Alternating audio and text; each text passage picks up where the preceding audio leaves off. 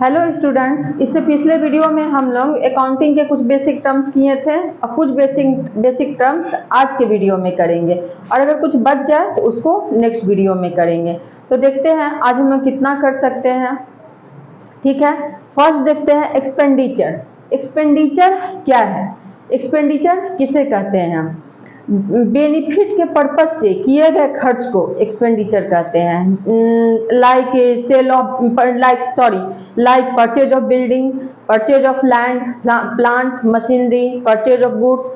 इसको ये सब क्या है, मतलब इससे ये खर्चे क्या होता है, हमें बेनिफिट देता है, इसी को हम लोग एक्सपेंडिचर कहते हैं। There are 3 types of expenditure. First one is capital expenditure, second one is revenue expenditure and third deferred revenue expenditure. Capital expenditure किसको कहते हैं? नॉन रेकरिंग नेचर के एक्सपेंडिचर को कैपिटल एक्सपेंडिचर कहते हैं। Like purchase of fixed assets, जैसे हम लोग कोई बिल्डिंग लिए, लैंड लिए, वो सब कब हम लोग लाइफ में कभी कभी लेते हैं, हमेशा तो नहीं लेते हैं। अब जैसे कार लिए, लैंड ले लेते हैं, बिल्डिंग ले लेते हैं, फर्नीचर, मशीनरी, ये सब क्या है, ये सब हम लोग लाइफ में कभी कभी लेते हैं। जो रेगुलर के खर्चे नहीं हो उसको कैपिटल एक्सपेंडिचर कहते हैं। अब सेकेंड आते हैं रेवेन्यू एक्सपेंडिचर, जो कि रेकरिंग नेचर के एक्सपेंडिचर है, जो रेगुलर के खर्चे हैं। जैसे ये परचेज ऑफ गुड्स, ये हो गया रेवेन्यू एक्सपेंडिचर। सैलरी पेड किए, रेंट दिए, वेजेस दिए, कमीशन दिए, ये सब क्या है, रेवेन्यू रेकरिंग नेचर के एक्सपेंडिचर, जिसको हम लोग रेवेन्यू एक्सपेंडिचर कहते हैं। दोनों में डिफरेंस समझ में आ गया आप लोगों को? कैपिटल नेचर जो लाइफ में कभी, कैपिटल एक्सपेंडिचर जो लाइफ में कभी कभी होते हैं, रेवेन्यू एक्सपेंडिचर जो रेगुलर के खर्चे हों। अब आते हैं third number, deferred revenue expenditure. Deferred revenue expenditure किसको कहते हैं? कुछ बिजनेस में कुछ ऐसे खर्चे होते हैं जो किए तो जाते हैं करेंट ईयर में, लेकिन इसका बेनिफिट आने वाले कई वर्षों तक मिलता है। जैसे कंपनी कोई नए प्रोडक्ट लाती है तो उसको सेल करने के लिए क्या करती है, एडवर्टाइजमेंट करवाती है। तो एडवर्टाइजमेंट में मान लो कि वो 2 लाख का एडवर्टाइजमेंट में खर्चा की, तो क्या करेगी, पूरा मतलब वो ये मानकर चलती है कि इसका बेनिफिट उसे कुछ आने वाले कुछ वर्षों, सपोज 3 इयर्स, 5 इयर्स, 7 इयर्स तक उसको मिलेगी। तो फॉर एग्जाम्पल 2 लाख कोई फर्म जो है सो एडवर्टाइजमेंट पे खर्चा की न्यू प्रोडक्ट को सेल करने के लिए। तो इस 2 लाख को क्या करेगी, वो मतलब कि मानती है कि 5 लाख तक इसका 5 इयर्स तक इसका बेनिफिट मिलेगा, ये कंपनी मानकर चल रही। तो इस 2 लाख को क्या करेगी कंपनी, 5 पार्ट में डिवाइड करेगी। ठीक है, तो इसको 2 लाख को 5 पार्ट में डिवाइड करेगी तो 1 ईयर का एक्सपेंस कितना होता है, 40,000 पड़ रहा है। तो करंट ईयर में सारे एक्सपेंस का बर्डन नहीं डाल के सिर्फ इसको 1 साल के बर्डन को, 1 साल के एक्सपेंसेस को डालेगी। जैसे हम लोग एक एग्जाम्पल से समझते हैं। जैसे ये हो गया हमारा first year, second, third, fourth and fifth. तो हर साल ये कंपनी कितना खर्चा कर रही है? खर्चा तो उसने 1 साल में ही 2 लाख कर दिए, करेंट ईयर में ही उसने 2 लाख रुपए खर्चा कर दिए, लेकिन वो पूरा बर्डन 1 साल पे नहीं डाल के मतलब 5 साल में वो डालती हैं। जैसे ये फर्स्ट ईयर में 40,000,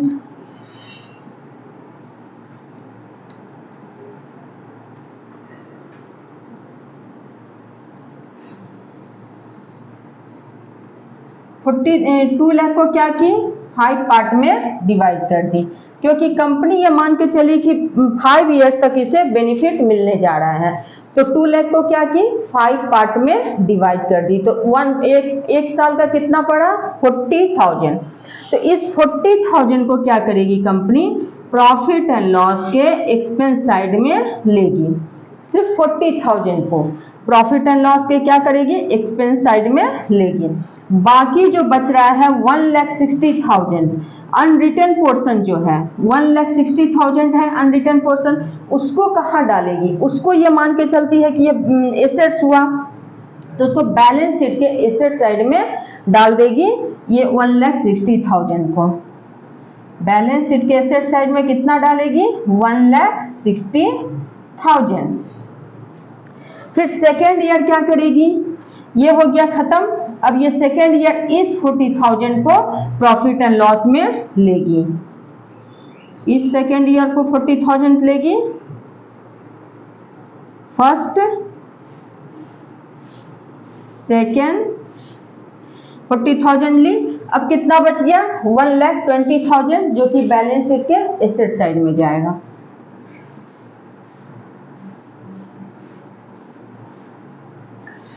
फिर थर्ड ईयर क्या करेगी कंपनी, इसे भी प्रॉफिट एंड लॉस में ले लेगी एक्सपेंस साइड में।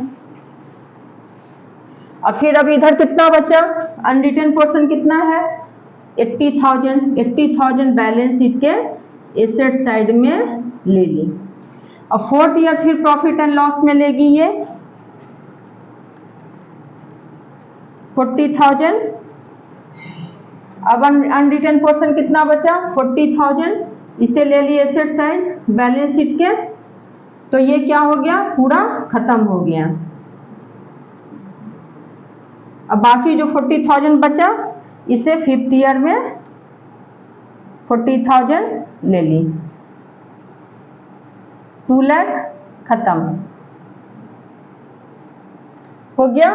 आप लोग देख रहे हैं कि इस 2 लाख को कंपनी कैसे डिवाइड की है। यही हो गया हमारा डेफर्ड रेवेन्यू एक्सपेंडिचर।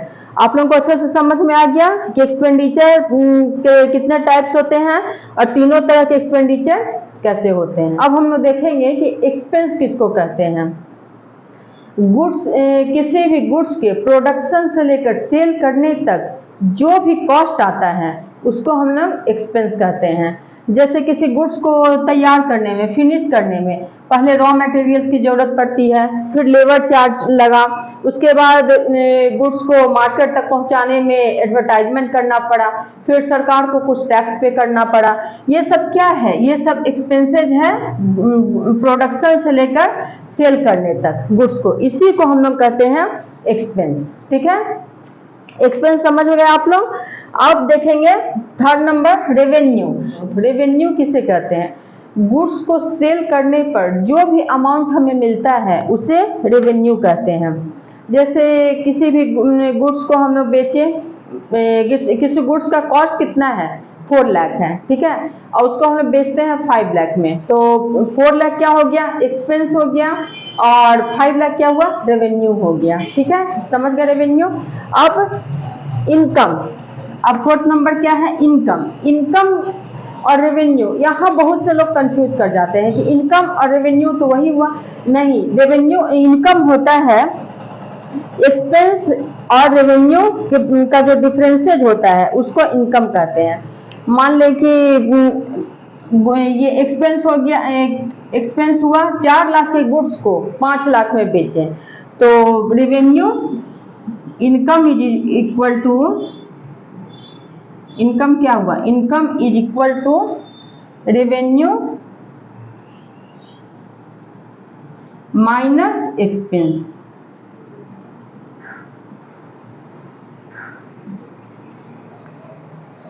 रेवेन्यू अगर 5 लाख है, किसी गुड्स को 5 लाख में बेचे, 4 लाख एक्सपेंसेस पड़ा,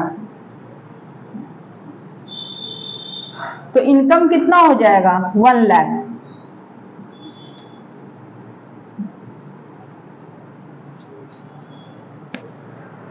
अगर 4 लाख के गुड्स को 5 लाख में बेचते हैं तो जो डिफरेंसेज आता है उसको हम लोग इनकम कहते हैं।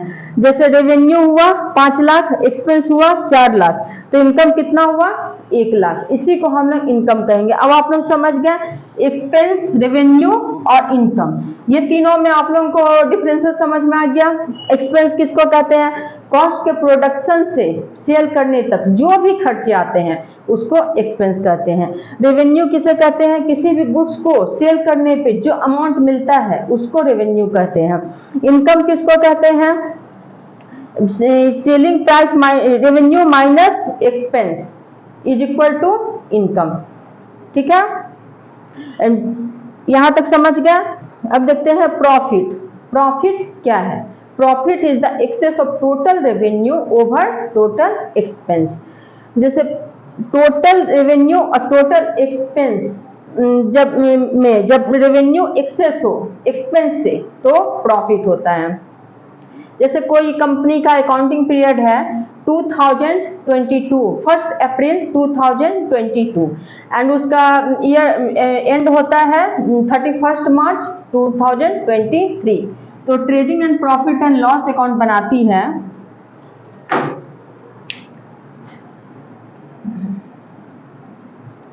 Trading and profit and loss account company बनाती है एंड में 31 मार्च 2023 को। तो क्या करेगी कंपनी? एक साइड जैसे आप लोगों को बताए हुए हैं कि लेफ्ट हैंड साइड में इनको डेबिट कहा जाता है एंड राइट हैंड साइड को क्रेडिट। ठीक है, तो डेबिट साइड में सारा कंपनी क्या करती है? एक्सपेंस लिखती है। पूरे साल पूरे अकाउंटिंग पीरियड में जितना भी एक्सपेंस हुआ है उसको क्या करेगी कंपनी? एक्सपेंस साइड में लिखेगी। और जितना भी इनकम आया है, रेवेन्यू, जितना भी रेवेन्यू आया है, इनकम नहीं रेवेन्यू, अभी आप लोगों को बताए हैं कि रेवेन्यू और इनकम में क्या अंतर है। तो एक साइड में डेबिट साइड में कंपनी क्या लिखती है? एक्सपेंस। क्रेडिट साइड में क्या लिखती है? रेवेन्यू। तो जब सारा ट्रांजैक्शन हो जाता है कंपनी का तो ईयर के एंड में प्रॉफिट एंड लॉस अकाउंट बनाती है। जो total expense, total revenue, profit is the excess of total revenue over total expense. जब रेवेन्यू ज्यादा होता है, मान लीजिए कि इस साल का रेवेन्यू आया 10 लाख, 10 लाख आता है रेवेन्यू। ठीक है, टोटल रेवेन्यू कितना है इस साल का? मतलब इसका अकाउंटिंग पीरियड क्या है? 1 अप्रैल 2022 से 31 मार्च 2023। तो इस एक साल का टोटल रेवेन्यू आया 10 लाख और एक्सपेंस है टोटल 8 लाख। टोटल एक्सपेंस कितना हुआ?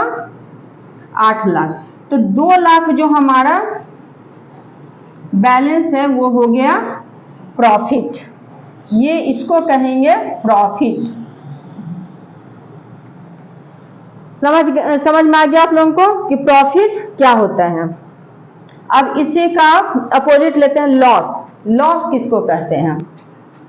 तो जब टोटल एक्सपेंस टोटल रेवेन्यू से ज्यादा हो, टोटल एक्सपेंस साल के पूरे ट्रांजेक्शन्स में को जब हम रिकॉर्ड करते हैं उसमें टोटल एक्सपेंस जब टोटल रेवेन्यू से ज्यादा आता है तो उसको लॉस कहते हैं। लॉस हमेशा क्रेडिट साइड में आएगा। जैसे यहां मान लिए कि एक्सपेंस कितना हुआ? 12 लाख।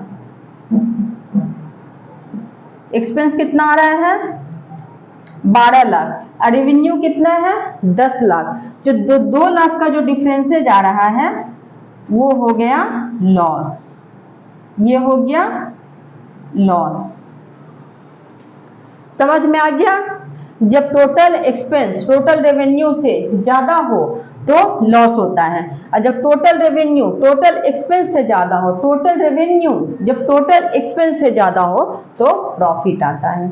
अब यहां समझ में आ गया आप लोगों को प्रॉफिट और लॉस। ठीक है, अब देखते हैं गेन। गेन किसे कहते हैं? गेन होता है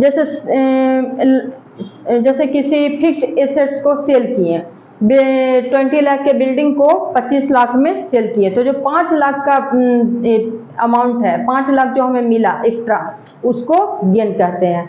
जैसे कोई लैंड का प्राइस बढ़ गया, कभी उसको 10 लाख में लिए थे और उसका आज प्राइस हो गया 15 लाख, तो जो 5 लाख है वो हमारा गेन हुआ।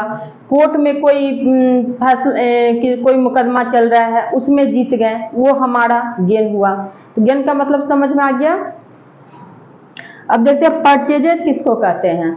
परचेज हमेशा गुड्स के टर्म में यूज किया जाता है। जैसे कोई बिजनेसमैन जिस चीज का बिजनेस करता है उसको गुड्स कहते हैं। कोई बिजनेसमैन सपोज दैट क्लॉथ्स का बिजनेस कर रहा है तो क्लॉथ्स उसके लिए क्या हुआ, गुड्स हुआ। जब वो क्लॉथ्स खरीदता है किसी मैन्युफैक्चरर से क्लॉथ्स खरीदता है तो उसके लिए वो क्लॉथ्स क्या हुआ, गुड्स हुआ। लेकिन जब वही अपने ऑफिस के लिए एसी खरीदता है तो एसी उसके लिए गुड्स नहीं होता है। तो परचेज समझ में आ गया। अब परचेज रिटर्न किसको कहते हैं? जैसे कोई बिजनेसमैन क्लॉथ खरीदा, अब वो क्लॉथ डिफेक्टिव निकल गया तो वो क्या करेगा, उस क्लॉथ को रिटर्न करेगा तो उसको परचेज रिटर्न कहेंगे, या फिर रिटर्न आउटवर्ड कहते हैं। जैसे जो मेरे पास आया था उसको क्या किए, बाहर भेज दिए, तो उसको रिटर्न आउटवर्ड कहते हैं। ठीक है। सेल्स किसे कहते हैं? सेल्स को भी गुड्स के टर्म में ही यूज किया जाता है। अगर कोई बिजनेसमैन किसी इलेक्ट्रॉनिक सामान का बिजनेस कर रहा है तो जब वो इलेक्ट्रॉनिक सामान बेचता है तो उसको गुड्स कहते हैं। वो उसके लिए क्या हुआ, वो गुड्स हुआ। Like TV, refrigerator, washing machine, AC, ये सब उस बिजनेसमैन के लिए क्या हुआ, गुड्स हुआ। लेकिन वही उसके दुकान पे अगर कोई पुराना फर्नीचर है, कोई टाइपराइटर है, उसे अगर वो बेच देती है तो उसको गुड्स नहीं कहेंगे। उसी तरह से सेल्स रिटर्न किसे कहते हैं? सेल्स रिटर्न्स कहते हैं जब बिका हुआ माल वापस आता है तो उसको सेल्स रिटर्न्स कहते हैं। जैसे टीवी बेची, कोई बिजनेसमैन टीवी बेचा तो टीवी में किसी तरह का कोई प्रॉब्लम आ गया तो टीवी वापस आया, कस्टमर वापस कर दिया तो उसको सेल्स रिटर्न्स कहेंगे या फिर रिटर्न्स इनवर्ड कहेंगे। ठीक है।